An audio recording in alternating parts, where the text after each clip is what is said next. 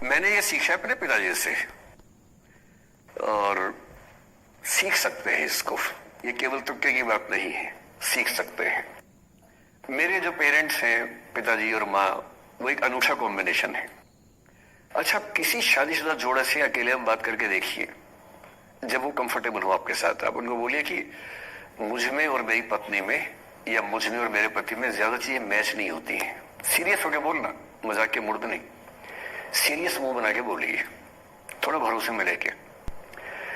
दुनिया का हर जोड़ा आपसे बोलेगा आप में तो फिर भी कुछ मैच होता है, हम में तो कुछ मैच नहीं होता, एक भी मैच, सारे जोड़े ऐसे ही चल रहे हैं। सबको लगता है कि उसका घर बढ़िया चल रहा है, मेरा ही ठीक नहीं चल रहा है, क्योंकि उसका घर आपने फेसबुक पे देखा है, अच्छी अच्छी फोटो देखी है। 24 घंटे में से जो 2 अच्छे मिनट आए थे, उसमें ली गई 25 फोटो में से बेस्ट फोटो फेसबुक पे आई थी।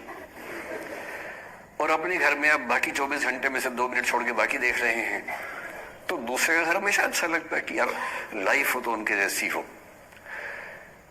तो हमारे माता पिता भी, स्वभाव उनका भी थोड़ा अलग रहा, सबका है, हमारा भी है। तो मेरे पिताजी हैं मस्त मौला आदमी, जैसे कबीर दास एकदम फक्कड़ मस्त मौला आदमी, भाड़ में जाए दुनिया उस मूड में रहते हैं, नुकसान हो जाए भाड़ में जाए। गीता का सार उन्होंने अपने मन में बिठा लिया है।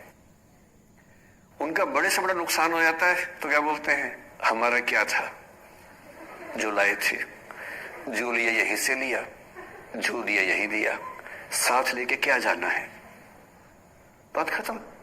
कोई टेंशन ही नहीं उनको।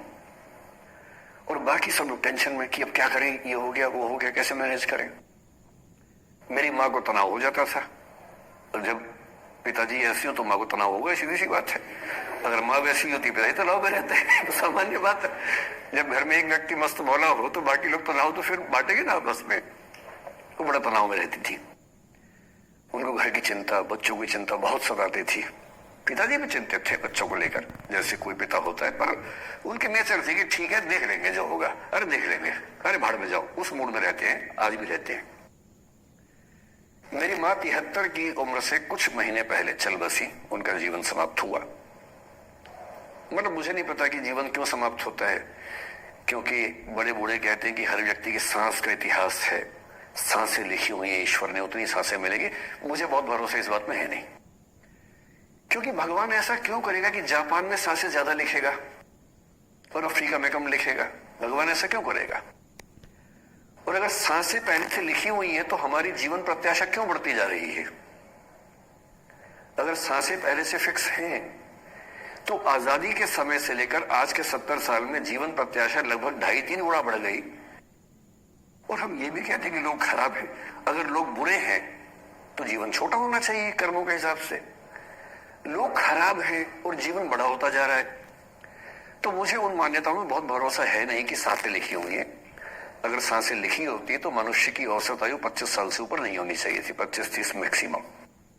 और हम 70-80 साल धूमधाम से जी रहे हैं, जिसका मतलब है कि ये भगवान से ज्यादा इंसान ने लिखा है, मेडिकल साइंस ने लिखा है, वैज्ञानिकों ने लिखा है। और मैं ऐसा व्यक्ति हूं, मैं बहुत धार्मिक व्यक्ति हूं नहीं, और मैं इसको छिपाता भी नहीं हूं। मैं बहुत छिप छिप के बहुत जी लिया। अब मैंने ठान लिया कि मैं जैसा हूं वैसा रहूंगा। ना मुझे किसी पार्टी से मतलब है, ना किसी विचारधारा से मतलब है। मैं विचार वाला आदमी हूं, धारा वाला नहीं हूं। जिसको धारा में बहना है बहे, हम तो अकेले चलेंगे, विचार के साथ चलेंगे। जो ठीक लगता है वो बोलेंगे और वैसे ही रहेंगे। हाँ, गलत बोलने से बचता हूं, किसी के बारे में गलत बोलना मुझे अच्छा नहीं लगता है, लेकिन जो सही लगता है वो तो बोलूंगा ना भाई। मेरे पिताजी 81 साल के हैं, अभी 81 साल के हुए कुछ दिन पहले, और एकदम मस्त मौला आदमी है, मुझसे ज्यादा युवा है। मैं 50 साल का बूढ़ा हूं, वो 81 साल के युवा है। पर मेरी राय में उनके इस सुंदर जीवन का सबसे बड़ा राज ये क्षमता है कि वो हर चीज को लेट गो कर देते हैं। तनाव उनके पास आता है तो फिसल के निकल जाता साइड से, लेते ही नहीं तनाव किसी बात का। कुछ भी हो जाता है तनाव ही नहीं लेते। और मुझे लगता है कि काश ये चीज मेरी माँ के स्वभाव में होती, कम से कम 10 साल उनका जीवन और ज्यादा तो होता। और मैं अपने अनुभव से बता रहा हूं, बहुत विश्वास से बता रहा हूं। मैं न सोने जागने में नियमित व्यक्ति हूं, न मैं बहुत कसरत करता हूं, ठीक हूं, मतलब बुरा भी नहीं हूं, ठीक हूं। मेरी उम्र के अधिकांश लोग बीपी शुगर बहुत बीमारियों से ग्रस्त हैं, मैं फिलहाल नहीं हूं। क्यों नहीं हूं? मेरे पास इसका उत्तर एक ही है, मैं लोड लेता नहीं किसी बात का, दबाव लेता नहीं, तनाव लेता नहीं। भाई अच्छा हो रहा है तो भी ठीक है। जब मैं सफल, जैसे मैं 3 साल में पिछले काफी सफल हो गया, जितना मुझे नहीं होना चाहिए था, मैं तो कैसे हो गया हूं सफल। अगर मैं सफल हो गया तो मैं इस बात का लोड भी नहीं ले रहा कि मैं सफल क्यों हो गया। अरे हो गया तो कैसे हो गया, कई लोग हो जाते हैं, हम भी हो गए। ऐसा मैं अपने बारे में जानता हूं, मुझे मुश्किल नहीं होने वाला, क्योंकि मैंने सफलता का लोड लिया ही नहीं अपने ऊपर। विफलता मुझे क्या प्रभावित करेगी, बहुत फर्क नहीं पड़ता है। और मैं दावे से कह रहा हूं कि यदि ये टेम्परामेंट आपका हो, जो मेरे पिताजी से मैंने सीखा है, तो आप जिंदगी में सफल कितने होंगे वो एक अलग पैरामीटर है, पर आपकी जिंदगी शानदार होगी। और जितनी जिंदगी आपकी है, जितनी सांसें आप कहते हैं कि लिखी हुई है, गारंटी से कह रहा हूं कि 10 साल बढ़ जाएंगे। कुछ और लोग क्या आप कम कर देंगे अलग बात है, लेकिन अपने 10 साल बढ़ा लेंगे।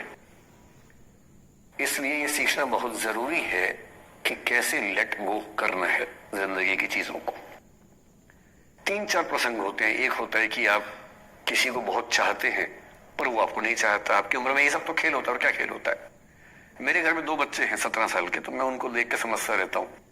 वो मुझसे छुप छुप के किसी से बात करते हैं और मैं छुप छुप के सुन लेता हूं। तो उन्हें नहीं पता, मुझे तो नाम भी पता है किससे बात करते हैं, एक आध का तो एड्रेस भी पता है मुझे। और मैं तो बच्चों को बोलता हूँ कभी जाना वाना हो तो मैं ले चलूंगा, चिंता मत करना, बोल देना कि ड्राइवर साथ में आया है, टेंशन मत लेना। तो मेरे तो बच्चे मेरे दोस्त है, मैं तो बड़ा दोस्ती के भाव में रहता हूँ। मेरा एक ही बेंचमार्क है कि वो जिस उम्र में जैसे हैं मैं कैसा था, और वो मुझसे अच्छे चल रहे हैं। उससे ज्यादा उम्मीद मुझे करने भी नहीं चाहिए। मैंने जो कुकृत्य 8वीं क्लास में किए थे उन्होंने 11वीं क्लास में किए, तो बहुत है। मैं ये क्यों मान के चलूं कि वो देवी देवता पैदा होंगे, मेरे ही तो बच्चे हैं भाई। जीन तो मेरे ही है, तो कैसे देवी देवता हो जाएंगे। तो ज्यादा उम्मीदें क्यों पालनी है बच्चों से भी। मैं क्यों चाहूं कि मेरा बच्चा आईएएस जॉब करे, क्यों करे, वो आईएएस भी क्यों करे। उसका मन करेगा तो करेगा, नहीं करेगा तो आराम है। अगर वो कहेगा कि मुझे स्टार्टअप करना, स्टार्टअप कर लो भाई। अगर वो कहेगा मुझे कुछ और नौकरी करनी है प्राइवेट सेक्टर में, तो वो कर लो। मैं क्यों ठेकेदार बनूं उसका भाई। मैं क्यों ये चाहूं कि वो मेरे रास्ते पर चले, मुझसे बेहतर बने। ये सब बेकार की बातें हैं।